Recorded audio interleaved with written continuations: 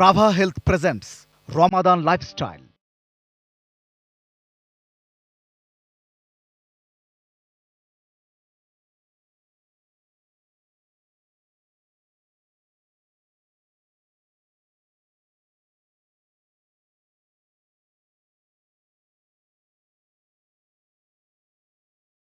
আসসালামু আলাইকুম, আমি ডক্টর শাজিয়া ফাতেমা জাফর। সবাইকে মাহে রমজানের শুভেচ্ছা। আমরা জানি সকল পূর্ণবয়স্ক নারীদের জন্য রোজা ফরজ, কিন্তু আপনি যদি একজন গর্ভবতী মা হয়ে থাকেন এক্ষেত্রে কিছুটা বিবেচনা সাপেক্ষ।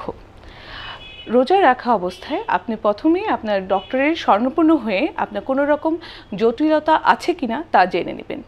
যে সকল জটিলতা বিদ্যমান থাকলে আপনার রোজা রাখা যাবে না তা হলো, প্রথম 3 মাসে আপনার যদি পানি শূন্যতা থাকে, প্রচুর পরিমাণে বমি হয়, অথবা ওজন কম থাকে, শেষের দিকে uncontrol diabetes, hypertension, urine infection অথবা রক্তশূন্যতা থাকে।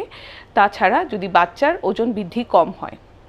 রোজা রাখা অবস্থায় আপনার যদি মাথা ঘোরায়, চোখে ঝাপসা দেখেন, অথবা প্রেশার বেড়ে যায়, বাচ্চা নড়াচড়া কম হয়, সেক্ষেত্রে অবশ্যই রোজা ভেঙে ফেলতে হবে।